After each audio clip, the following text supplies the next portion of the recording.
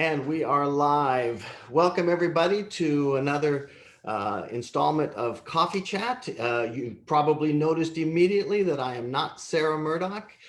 Sarah is gallivanting around Europe somewhere doing social media, so I'm sure some of you are following her. I'm Reed Cohen, her collaborator in some tours at Imprint Tours. And so for our coffee chat today, our guest is Luciano Ianotti. Luciano, how are you today? Fine. Hi, everybody. Thank you for inviting me. Very, very happy to be here and excited to share today with you. Excellent. Okay. So this is our Patagonia week. We've got a really great lineup of programming this week. Tomorrow, Luciano and his good friend Javier are going to be doing some Argentine grilling for us, some barbecue. That's something, by the way, that's featured on the tour that we do of Patagonia. So that will be a nice preview of that. That'll be this same time tomorrow. And on Wednesday, we're going to have Luciano back to talk to us. He's a passionate photographer and a birder. So we're going to sort of have a little more focused conversation on Wednesday about those things. We also have Osha Danielson, who is a Swedish colleague of ours who has lived in Buenos Aires on and off over the years. And she's going to be talking and hopefully demonstrating some Argentine tango for us on Wednesday. So Wednesday will be fun.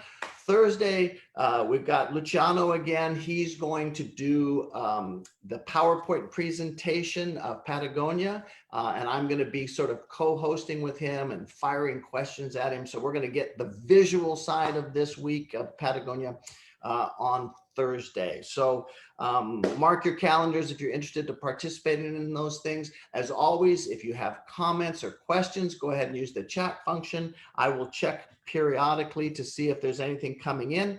And of course, sometimes technology prevents me from seeing those things. I will always loop back at the end and see if there were questions or comments that you were really expecting a reply to. Definitely we will get to that, maybe not while we're broadcasting live here. So enough of the nuts and bolts. Let's jump right back in here with Luciano. So Luciano, you've done the same job that I do, guiding groups around, in your case in Argentina and Patagonia. How did you get started in the travel business? How did that happen for you? Well, I was born in Argentina in the 80s. And just a few days after I was born, my father took the family to live to Ecuador. And I grew up right there on his farm. With the time, I just kept growing. It was obvious. And once I end school, I just went out to find some job. I started in a coffee place, and I think one day, having the worst table of my life, a guy just said, "You're very patient. You speak English?" "Yes, sir, I do." "Okay, come tomorrow to my office. I have something to offer you," and it was tourism. So I start in one of the biggest tour agencies in Ecuador, doing transfers and little services. But with the time, they saw something I didn't, and fortunately, they start to give me a lot of training and stuff. With the time, I turned to be a naturalist guide, and I came back to my beautiful Argentina, and well, I make my naturalist guide instruction. So this is how everything starts. Like, all I do when I was a child on my father's ranch as a game, today is my profession. Very nice. By the way, I should have started with, tell everybody what that is we're looking at behind you. Well, this beautiful mountain down here is the Cerro Torre. It was very famous. It has a lot of stories, like the first climber, who was Italian, Seccia de Maestri. He just went up to the hill with Tony Eger, and Tony Eger had an accident and he died, and the camera was with him. So they never could prove they really went up to the Cerro Torre. So because of him, they baptized the next, they call it Torre, Eger, Heron, and Standard, this one. um, Well, with the time they found the boat and stuff, and this guy, Secretary Mastery, he went up again, this time with a compressor to just leave evidence that he was there. And when he came down, he left the compressor up to show people I was here. So it's a great story. And that makes it one of my favorite places in Patagonia. When I wake up every day, I have a huge print of that peak just in front of me. And I just wake up every day wishing I could be there again. So just waiting for the next season, hoping Mr. COVID let me be there with my groups. Yeah. Fingers crossed. So, and that's in Torre del Paine's National Park there in Chile, right? Well, no, this is in Argentina. It's a few kilometers away of, let's say, like you have Torres del Paine, then you have a bit north the Moreno Glacier. And by car, you do from the Calafate city to the north, something like 215 km to an area named El Chalten. So you have the Fitzroy Mountain, which is the highlight of the area, and then you have this guy. Right. Okay. I was out of my reckoning a little bit there. So, No worries. so many spectacular mountain ranges and peaks to see there. And I've not yet been to Patagonia. I'm so excited to be bringing groups down next year and seeing some of these places that have been in my travel imagination for many, many years. So, and Luciano, just as a curiosity for me and for our viewers, Sure. maybe. You've got a very Italian name. Is there some connection there? Is there some heritage? What's the story with that Italian name? Well, my mother and only four of my grandparents were Italian. Okay. My father was born in Argentina. Sorry. Right. My father was born in Argentina. And my mother was Italian. Okay. So is there a big Italian expatriate population in Argentina?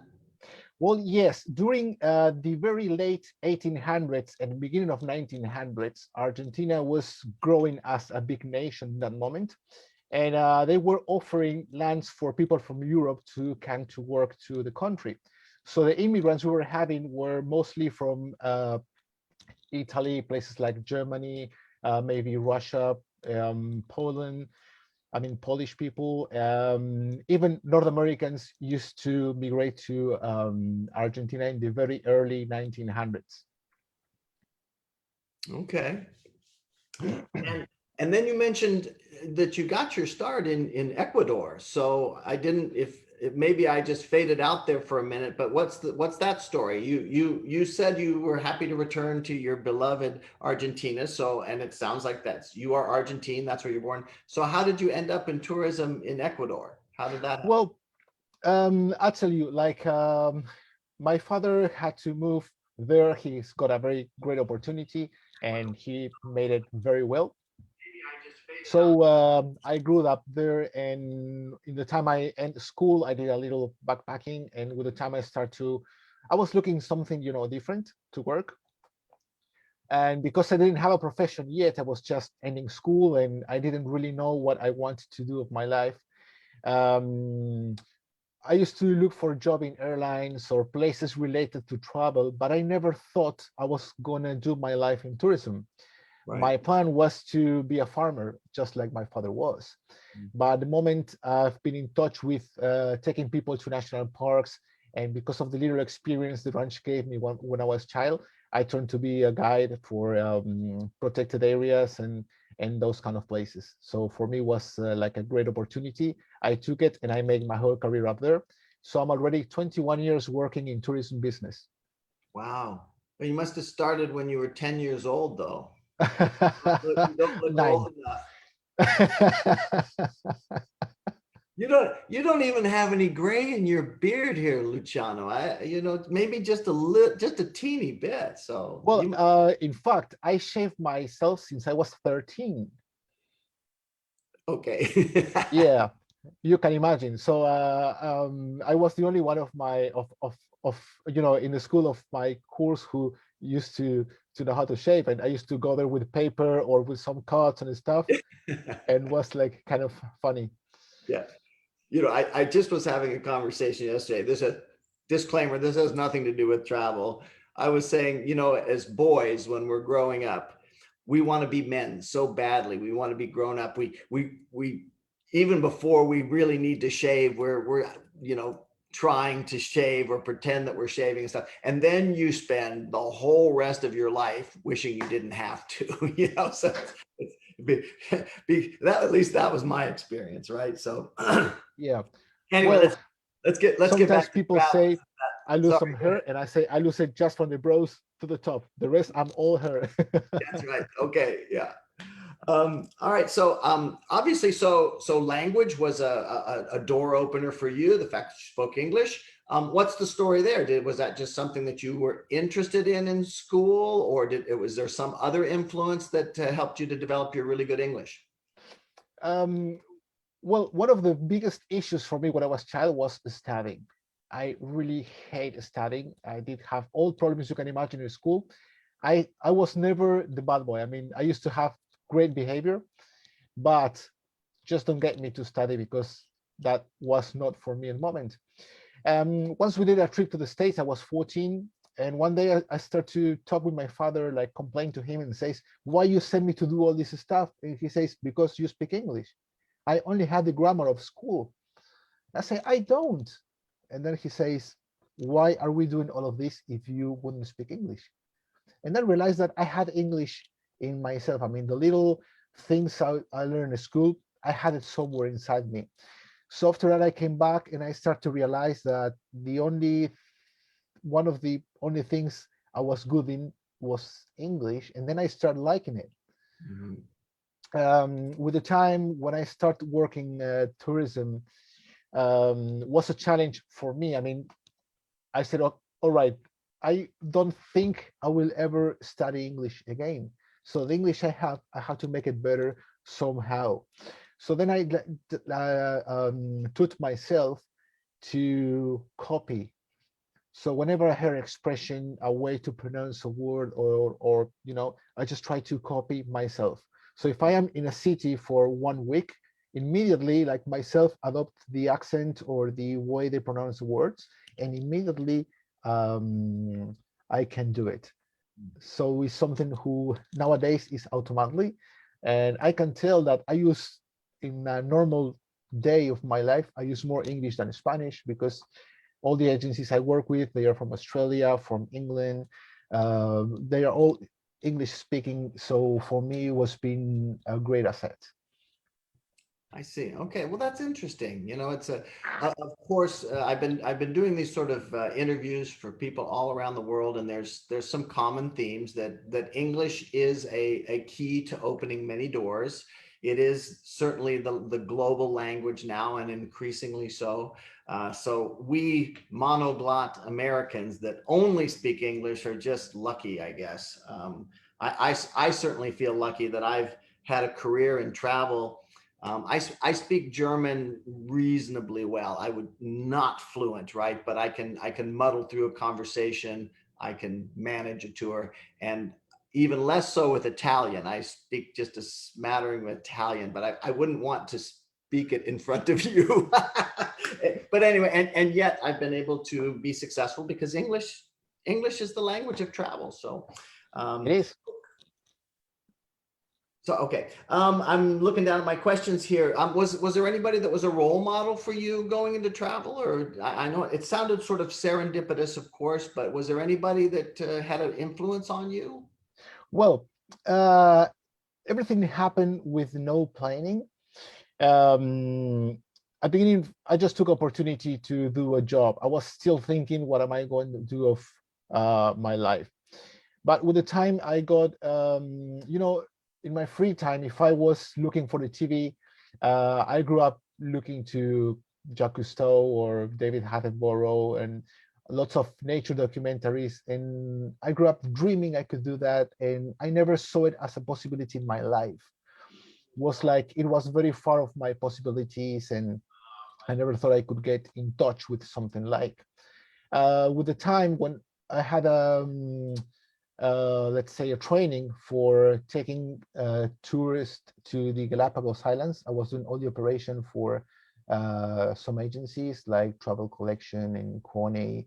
Um, just the operation to the airport, and sometimes even just letting them into the Galapagos and return, just like taking the flight with them and returning with the other group.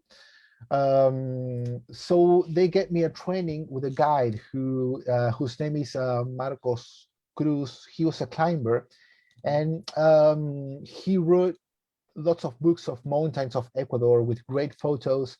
So when I saw him teaching and giving all the information I was needing, I have this thing in myself like, wow, I want to be like him. Mhm. And with the time I could be in touch with him, I bought some of his books. One day I could call him and thanks him, and that was it, like the last contact. And then I just made my life going up with tourism.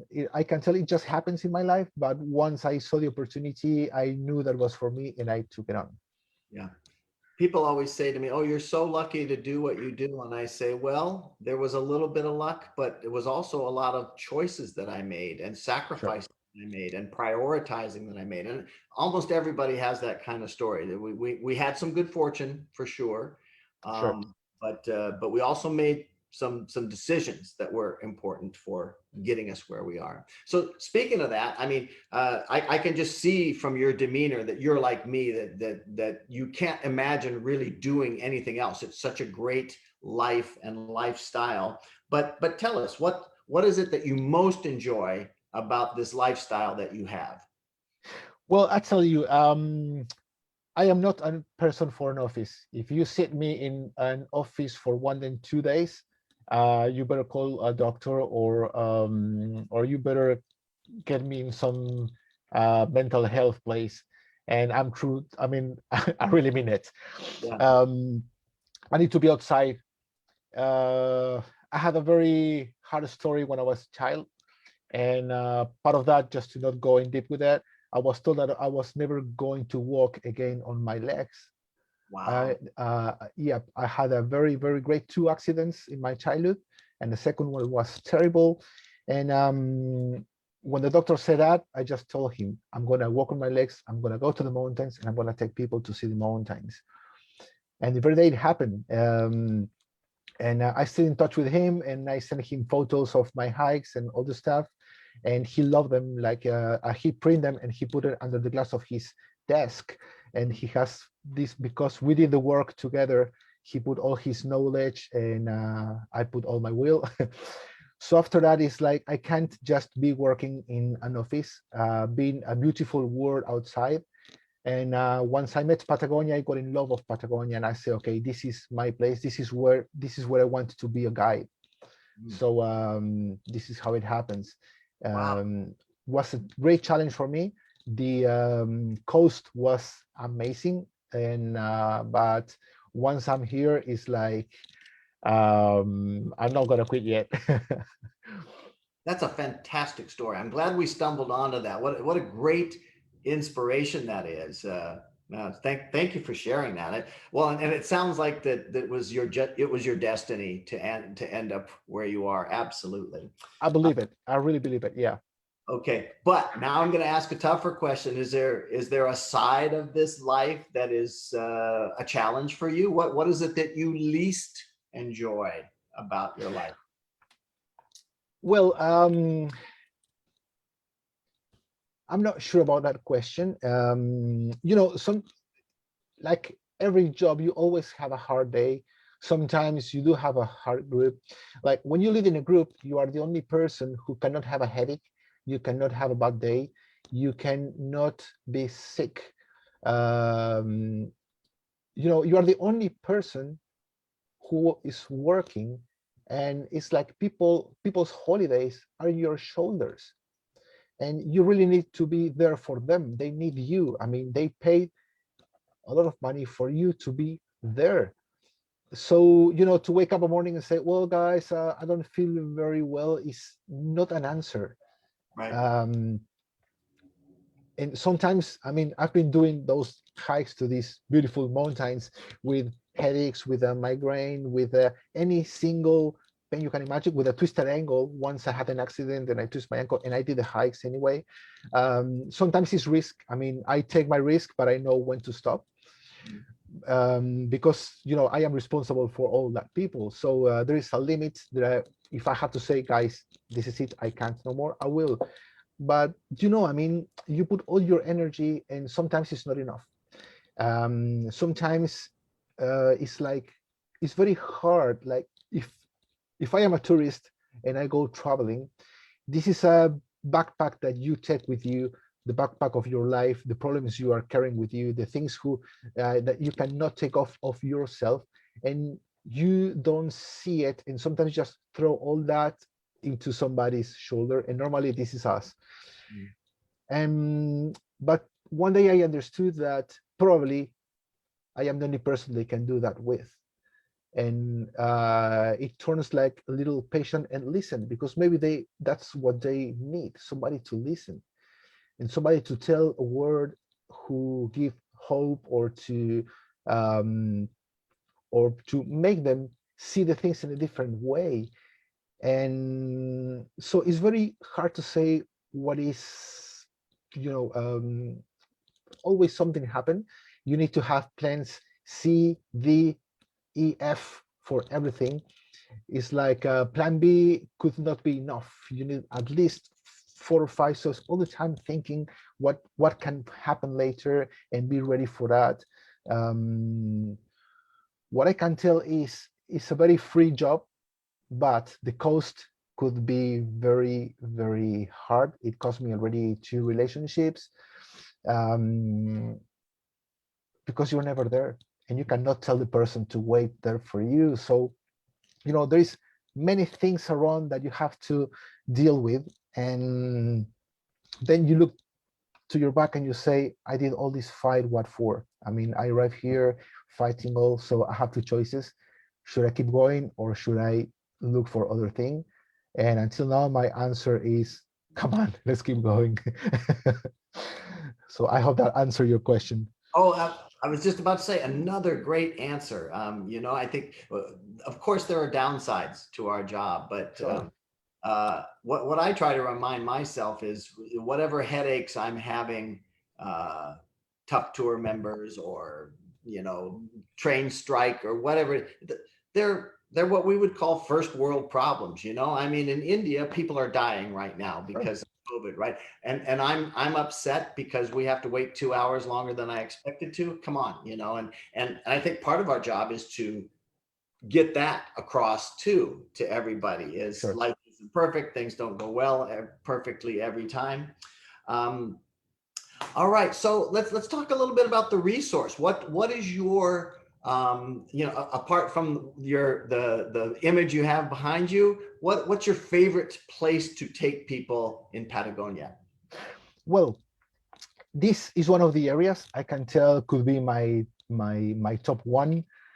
In the area, you have also the Fitzroy, which is fantastic. The hikes are very nice.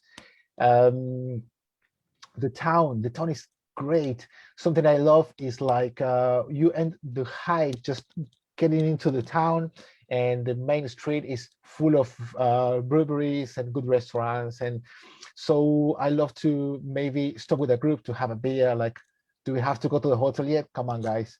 We've is been that, walking the whole day. is that Calafate that you're referring to, or is there some other village? It's named Chalten, but yes, it's like 200 km to the north of Calafate. Okay. It's like Calafate is the gateway for all those places. Right. Most of the tours, you land in Calafate and you take 3 hours transfer to this place named El Chalten. And the place is it's just a little town. They might have something like 1,500 inhabitants. And But you go in season in the main street and you see all those backpackers and hikers and climbers going and coming, and give you that sense that, wow, I mean, if somebody's dressing a tie, they don't believe to this town. Everyone goes for mountain. Everyone loves what they do. It's hiking all around, so it's a fantastic place to see. Also, there are some places like in winter, a place which is not very visited for foreigners, like the kind of tourism we're doing, is named Port Madryn, and they have the whale season in winter. So you have the Franca whale, and also they have one of the biggest penguins nesting area in South America. So, and it's all very near. a great area to see too. So something which is fantastic is you do kayak and the whales are just swimming behind you. So it's a great place to go. I haven't been there for longer and I'm very wishing. It is another place because I love to see wildlife named Port Desire, Puerto Deseado, the name in Spanish, but the original name was Port Desire in English. And they have an geographic accident who used to be the river, but when the river loses the strength of water, the currents, the sea came inside. So you are like going in a boat ride or kayaking between two walls of rock with the water of the ocean full of cormorants of different species, penguins all around. If you take a boat, you have the dolphins just jumping next to you. It's like some people in the town consider the place like a little Galapagos. So that's also one of my favorite places. I've been there like 1 or 2 times, and I'm wishing I could be back there. Now, obviously, those are two places that are on the coast of Argentina, but They are. geographically, north south, how far down are they? Well, the first one is in the coast of Argentina to the north, in the Patagonian coast. Okay. And the second one is like we can almost make a straight line from Calafate to the ocean and could be a bit upper. So more or less to give an idea, where would that be? Okay. So Like, halfway down, just yeah, roughly. more or less, yes. For our viewers, I know where Calafate is, but for our viewers, we'll just say halfway down. Just that was just a curiosity. So what about now? Okay, let's go beyond Patagonia. Let's just say Argentina in general. Is there what would be the next thing that people should absolutely not miss in Argentina? Well, there's a destiny which who is growing a lot. That was one of the lands of Douglas Tompkins. Well, now the area used to be a lot of farms around, but most of them are turning into a tourism. This is a wetland area which is named Esteros del Iberá. Iberá is a native word from the Guarani culture, and it means brighty water. And this place could have maybe the best sunsets you could see in your life. And the reflection on the water is fantastic. So you get like very yellow and reddish, amazing sunsets. It's like a little Everglades in the middle of the north of Argentina, full of at least two kinds of caimans, lots of birds, great wildlife all around, and it's just wetlands. Depending the area you go, you can really do different activities. Like some of the farmers, they take you to take the cattle to the other place, and they used to make the cattle swim on those esteros, as they call those waterlands. It's a place fantastic to see wildlife. Place I like a lot. Then, well, of course, you know the Iguazu Falls are amazing. The good thing is you can do two countries, and you just need 2 days to do it. So you can do 1/2 day in Brazil and 1 full day in Argentina.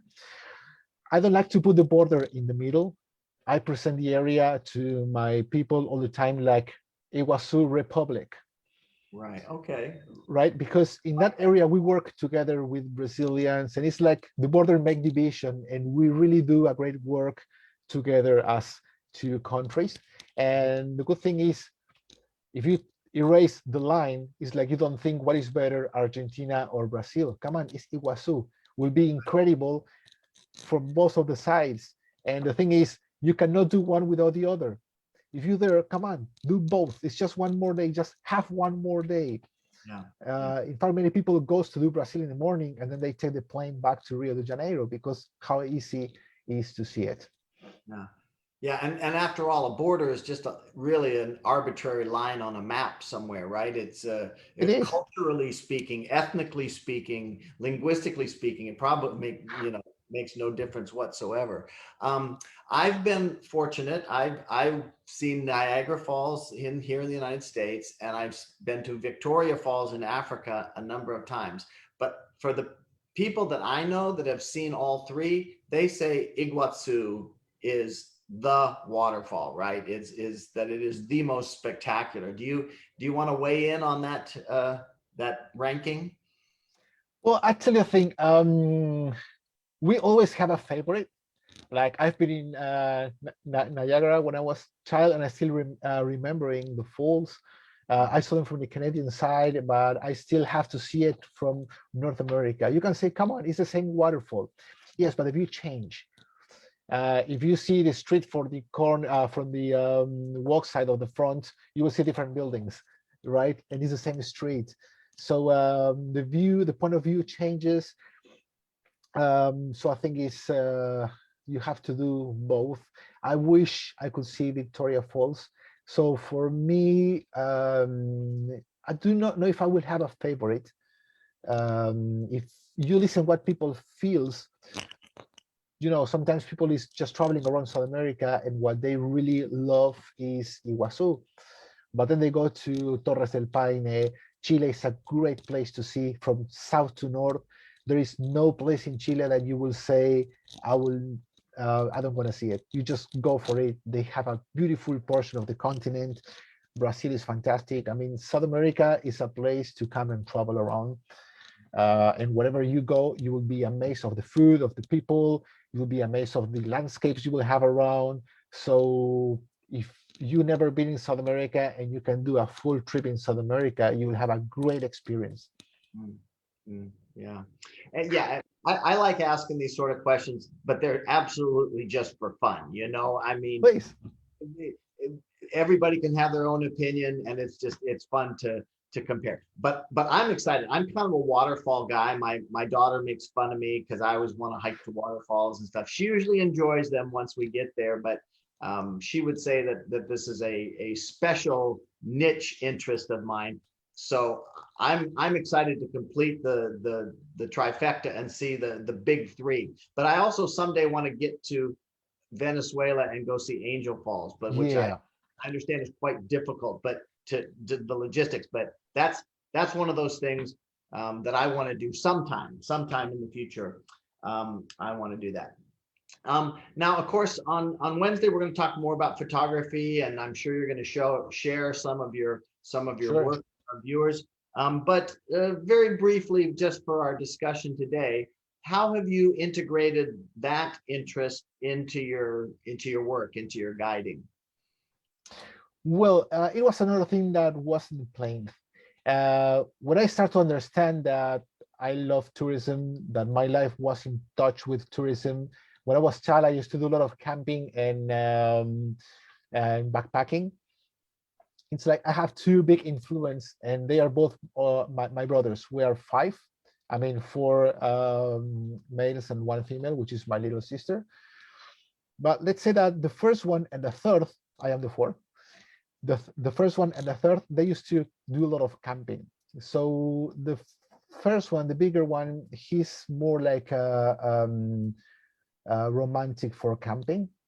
Like he likes the style, what means camping. And the other was more for adventure, for fishing. And they were, I can tell, about traveling and camping, and somehow my mentors.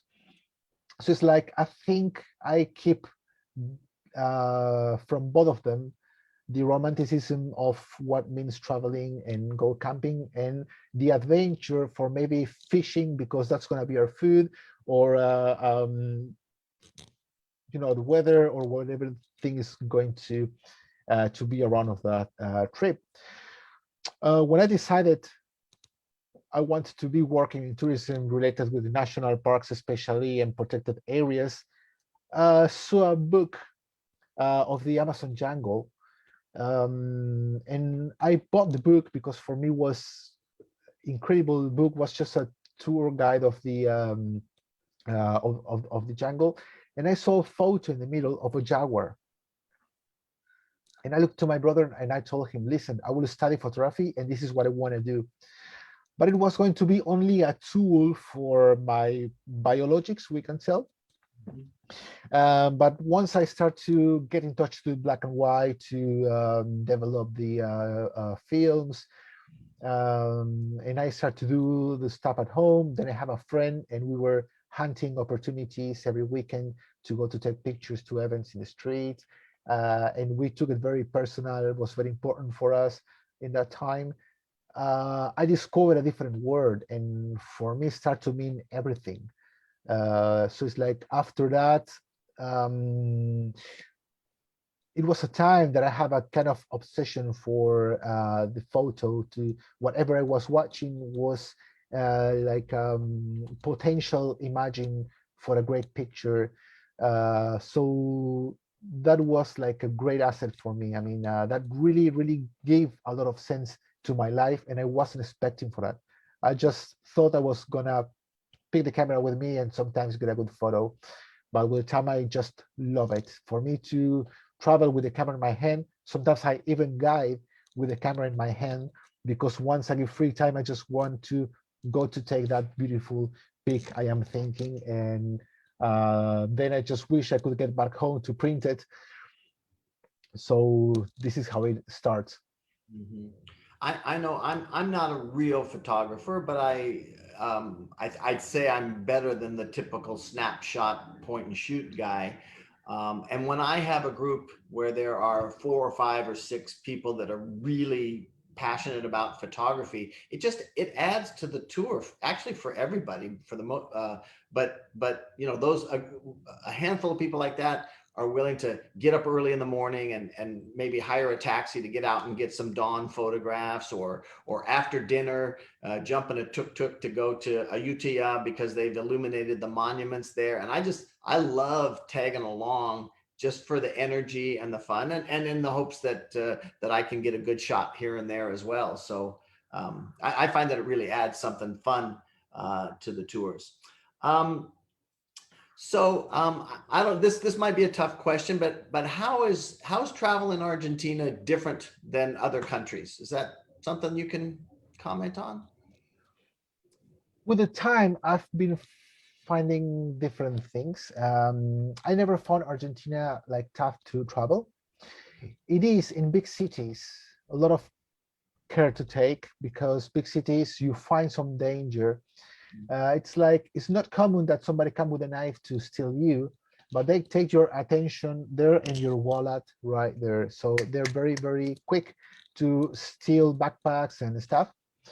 Um, in fact, one of the things, once I have an experience in Brazil, that my we went to a restaurant, and the kids from the street came to steal the restaurant.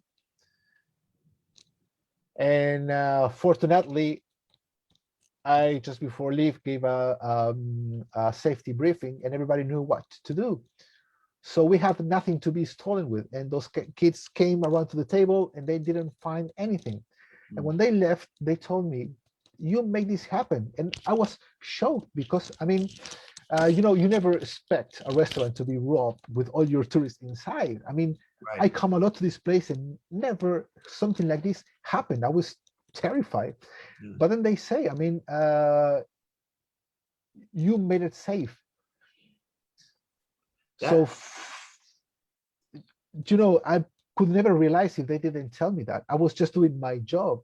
right. But then sometimes you understand how important it is to follow a little rule, right? Because I do it for them, but maybe I don't do it for me. Right. Right. I mean, That's pretty amazing and high praise, right, from the thieves themselves. yeah. A strange accolade there. Um, I almost hate to branch off to this next subject, but I think it's important we talk a little bit about COVID-19 and the pandemic, and how I have to be honest, I've not been paying attention to Patagonia, to Chile and Argentina, how things are going there. So from your perspective, how is that issue progressing in Argentina? How has been the response? Um, will tell you what I see. I don't really watch TV. I think TV is very toxic. So normally I love to get into the movies and some of the news in the internet. But what I've been watching around of me, the government took lots of let's say protocols for COVID-19. Um, and we did have some season, like internal tourism season, like Argentines could be traveling around the country. I haven't seen too much tourists around. Once you get to the airport, I mean, before you leave home, you might get to a website, you have to fill up a form. In that form, you have to, how is, oh, my English is gone, but you have to just add also your negative PCR. So this paper will not come to your email until you don't add your PCR and the negative one. You have to print it and go to the airport with that. Once you get to Argentina, somebody take those papers and they send you to make another PCR in the local airport once you arrive, and you have to pay for it. So that thing can take a lot more, but at least they are making the best possible to make COVID not still coming into the country. Right. So you don't leave the airport until you have the results of your test. So if yours is positive, they just send you to a hotel with a doctor, and you will have to take all the cost. And if you are like, if you didn't show any, I mean, you're negative, you have to go home, but you have to do quarantine for 10 more days. So at this moment, we're trying to see what's going to happen with the groups, because if you are like 2 days in a country, how is that going to move, right? Maybe if I'm traveling in Patagonia, the day we leave, probably we're not going to be able to make a PCR 2 days before because we'll be on hike. So all of these things, we're still trying to figure out how are they going to happen. How is it affecting the local population though? Is that battle being won? Are things moving in the right direction? I will say yes and no. It happened this way. There's a lot of people who they win what they work in a day. They don't really have a job. They just look opportunities. They make a little money during the day and they go back home. So if you tell them to be at home for 15 days, no working, you have two choices. Or you go to the street and you die with COVID, or you stay at home and you die of hunger because you couldn't get money enough to buy food for your family. So it's very hard to keep people at home when you have a lot of poverty in a population that needs to go out, forget a little money, forget a little food to their homes. This was like probably the first challenge in the local population. Then, well, restaurants were shut for longer, so the government started to see the way of how to open them. So they start to look for the ones who have a little roof, or the ones who can have the chairs and the tables up in the walk sides, and just a few people in. You cannot have more than, let's say, imagine 30% of your real capacity. So they try to make things go. If you go to a shop to buy something, you probably go on the door and say, oh, give me that one and that, and you cannot go inside to the shop.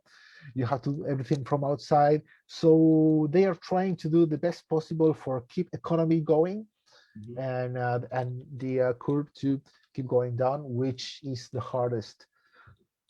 Yeah.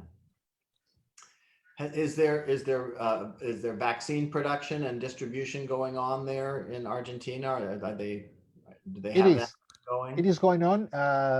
Lots of, I mean, I can say very big part of population has already the first shot, and many of them already the second. But we can tell that a lot of people already had at least one shot, which is a good thing. In the news, I can see sometimes, like in the social media, like there is a plane coming with I don't know, like some thousand of millions of vaccines to the country. Then you really don't know what they do and how they do it. I haven't seen like a control of we have vaccinated this much of population. I haven't seen it yet. But you talk with people and they say, oh, I already had the vaccine, which is like a great thing for them. And people who still thinking like, no, I'm not gonna get it because I don't know, um, maybe they will get like, I have a friend who made this joke who made me laugh a lot about in February. I went to the States and I didn't really think about, but I just went to a pharmacy to buy some stuff, and a doctor in the pharmacy said, "Hey, come here, get vaccinated." All right, and I've got a shot. So the same happened to a colleague of mine who was right there, and he just came. I asked him, "Hey, did you have the shot?" And he started to say something like, "Vote for Biden, vote for Biden." Well, so just to show me that he got the shot. Who was like very, very, very Didn't know that funny. kind of news was getting out of the country. So that's funny. Um, I'm gonna go ahead and wrap us up here because I know we're gonna have you on again a couple more times this week, Luciano. And I want to just say to our viewers that this is one of those days that even though you see me looking down every once in a while and checking, I could not see if there were any comments or questions coming in. I'll follow up with that when we're done here. And again, we're going to be having Javier on tomorrow with Luciano. We're going to be doing some grilling. We got photography and birding and tango coming up this week, as well as the PowerPoint presentation. So I hope you can tune in again, or as you know, you can always come and watch the recording if you're unable to watch live. Before we let Luciano go, whenever there's time, I like to just ask something strictly for fun and has nothing serious to do with travel. So if you could meet any historical figure, anybody from history, who would that be? And why? um, I think it could be Jesus. Jesus. Okay. Yep. I think I read a lot the Bible, and I take it not as something religious. I think there is a lot of very great teachings up there, and it's like I consider him a man who tried to change the world with love and not with guns, or not with any. I mean, he said you could do this or that, you choose, and this is what I feel when I read. But if I could ever meet somebody, it'll be him. Okay. I love that answer. What's the first thing you would ask him? Well, that's a great question. Maybe something who gets me crazy. I love geology. I don't really, I do not know have any great idea of, just very, very basic. But maybe I will love to see how the world was made. Okay. That can be one Shoot of, for the moon. yeah, something like that. No pun intended, right? Show me the Okay. galaxy or something like that. Yeah. Okay, Luciano, thank you again so much for coming on and spending this time with us and sharing your passion for Patagonia, for Argentina, and the travel world down there. Really look forward to the rest of the week and learning more from you about your country. To all of our viewers, thank you so much for tuning in. I'm Reed Cohen of Imprint Tours. I want you to keep on traveling, even if it's virtually, as with these programs that we've been producing. I believe I know Sarah's coming home tomorrow, but it's probably going to be me all week. So I apologize for that. So keep on traveling and travel with intent. Luciano, thank you so much. Thank you. All right. Bye-bye, everybody. Bye bye, everyone.